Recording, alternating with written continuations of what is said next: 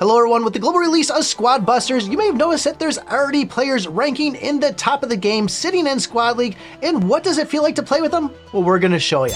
So even though the game just went global today, a lot of us have been playing the game every single day for the past month. And luckily for me, I actually played the game a year ago when it was in beta, and a lot has changed. But once you get up to that Squad League there, things totally change inside the game. I mean, it's still the same game, but people tend to play a lot different. And where you may have gotten mauled down within the first couple of seconds of the game, you'll actually be surprised to find out that Squad League is a lot easier.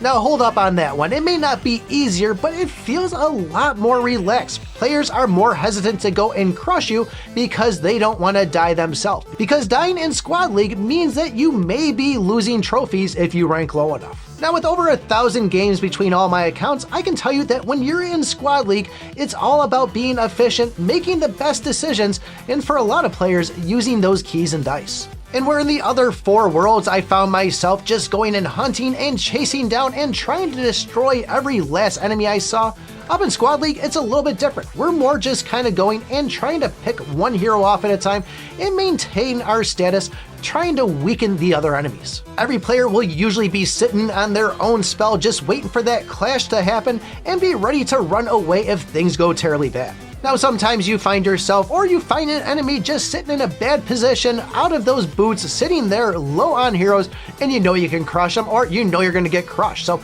there is time still where you do end up losing like you would in the other worlds. But you find that mostly that players are really standoffish until that last 30 seconds when they realize, hey, I'm below on gems or I need to rank up a little bit higher to get those more trophies. I've ran into the top 10 players in the world multiple times. Sometimes I do better than them, sometimes they do better than me. But one thing I can say is all these players are pretty skilled. They know the maps, they know the heroes they should be going after, and even the monsters they should be trying to fight. Once you get up here, it is heavily pay to win because that's a matter of buying these chest tickets to rank even higher from playing the games, but you'll find even the second that you step into Squad League, if you're ranked 100,000 inside Squad League, you could still run into that #1 player and still have to go up against them.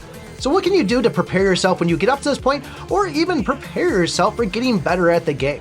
A lot of this is going to be playing the game and just getting familiar with the battle mods, knowing that, hey, in baby mode, you're not going to have all the star effects that you would normally have in a regular mode. Or Royal Haunt, knowing that towards the end, you want to have a good stack of those ghosts trailing around with you to really shut down the enemy, and obviously doing some splash damage at them. But it really comes down to playing the game smart, being efficient, and knowing when you should attack or hold off, and just play safe and farm. I don't claim to be the best myself. I am ranking, I think, 18 locally and top 350, but still, every day I play this game, I get a little bit better of a feel of it and still run into some of those top heroes. If you guys are still starting and want to know some of the ins and outs inside the game, take a look at this beginner guide right here. Thanks for watching, and remember, I pick my butt.